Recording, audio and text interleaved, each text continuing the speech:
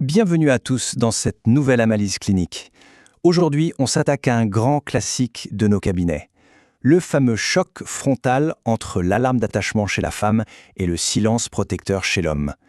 En nous appuyant strictement sur les données neurobiologiques, on va décrypter ce qui se joue vraiment sous le capot, dans le système nerveux de nos patients.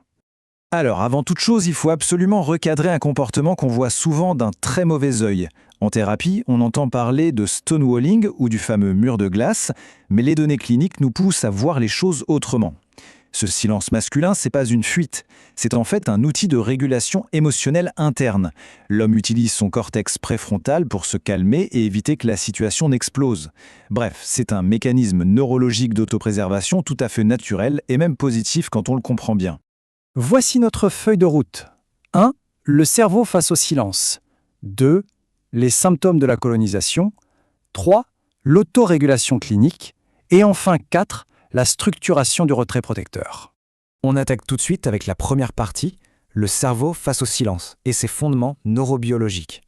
C'est là qu'on s'efface à un paradoxe biologique complètement fascinant. Imaginez la scène. D'un côté, le système d'attachement de la patiente s'emballe.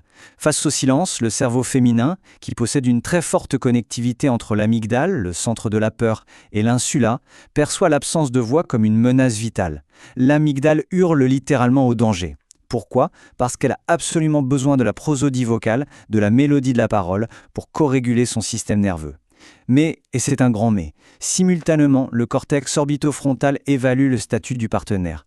Et un partenaire ancré, silencieux, qui garde son sang-froid, ça renvoie une image de grande stabilité évolutive. Notre patiente est donc piégée dans une double contrainte, une anxiété d'abandon déclenchée par l'amygdale et une puissante attraction inconsciente pour cette maîtrise de soi. C'est quand même incroyable, non ? Bien sûr, cette réaction n'est pas universelle. C'est pour ça que la personnalisation clinique est incontournable. Tout dépend du profil d'attachement de la patiente. Un profil anxieux va déclencher une poursuite active, une vraie surcommunication pour essayer de forcer la connexion à tout prix. Un profil évitant va faire l'exact opposé, un retrait miroir, érigeant un mur de glace en réponse. Par contre, avec une base sécure, on observera une curiosité saine. La personne est capable de tolérer le silence et d'attendre sans que son système nerveux ne parte en vrille. Passons à notre deuxième point, les symptômes de la colonisation. Ce qu'on observe directement en séance. L'erreur clinique la plus courante ici, c'est cette envie viscérale d'envahir l'espace mental de l'autre. C'est ce qu'on appelle coloniser le silence. L'alarme d'attachement sonne et la pression verbale explose. Ça se traduit par des questions rafales ou un bavardage anxieux juste pour meubler ce vide insupportable.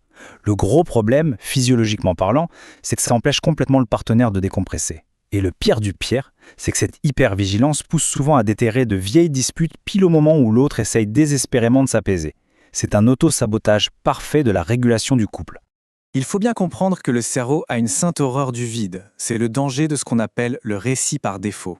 En plein état d'alerte, face au mutisme, le cerveau va automatiquement broder le pire scénario possible. Ce silence n'est plus vu avec objectivité comme un besoin de calme. Absolument pas. Il est réinterprété comme une rupture imminente, un rejet personnel ou pire, une punition délibérée. La rumination mentale prend le volant et une simple pause de décompression devient une véritable crise relationnelle.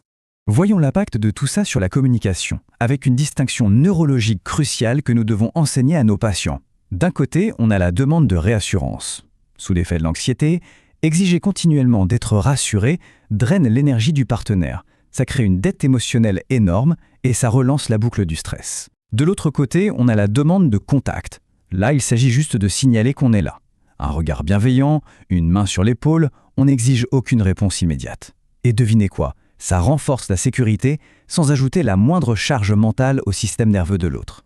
On en arrive à notre troisième point, l'autorégulation clinique et nos interventions.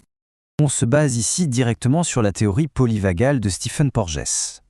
Notre objectif clinique absolu, faire passer la patiente d'un état d'alerte, de mobilisation sympathique, vers un état de sécurité ventrale vagale. Première étape, identifier son propre état interne. Est-ce de la panique ou de la vraie colère ? Deuxième étape, l'extraction physique. Sortir de la pièce quelques minutes fait chuter la tension artérielle et hormonale bien plus vite que n'importe quelle discussion rationnelle. Et enfin, étape 3, revenir dans la pièce avec cette fameuse présence non demandante qu'on vient de voir en s'appuyant sur sa propre sécurité intérieure. Pour rendre ça ultra concret, voici un petit script très puissant à proposer en consultation. Je remarque que tu es dans ton espace. Je suis là quand tu veux. C'est tout simple, mais en nommant l'espace de l'autre avec bienveillance, sans absolument rien exiger en retour, on fait chuter les niveaux de cortisol des deux côtés. La menace est totalement désamorcée. Le besoin de silence est respecté, mais le lien d'attachement est maintenu intact. Quatrième et dernière partie, comment encadrer et structurer le retrait protecteur. Ce chiffre, il faut l'encadrer. 20 à 30 minutes, c'est le délai biologique strict qu'il faut pour que le cortisol masculin redescende après un pic de stress ou une longue journée.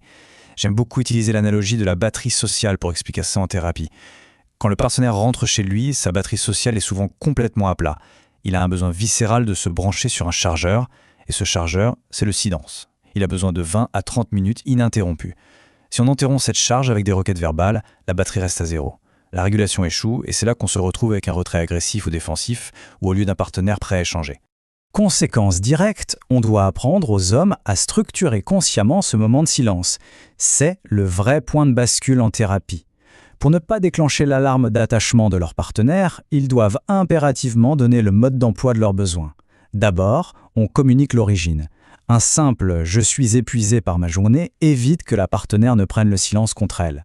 Ensuite, on donne la durée estimée, les fameuses 20 ou 30 minutes. Enfin, on recadre la chose. Ce n'est pas une fuite, c'est pour protéger la relation. Et là, magie de la neurobiologie, un silence prévisible et encadré perd instantanément son statut de menace pour l'amygdale. Pour terminer ce décryptage, je vous propose de garder cette réflexion en tête pour vos prochaines séances. Et si le silence n'était plus une menace à éradiquer, mais devenait le gardien invisible de l'attraction ? En structurant ces temps de retrait, non seulement on évite des escalades destructrices, mais en plus, on maintient une tension érotique très saine et on consolide un lien profond de sécurité. Ça change vraiment notre façon d'envisager la thérapie de couple, vous ne trouvez pas ?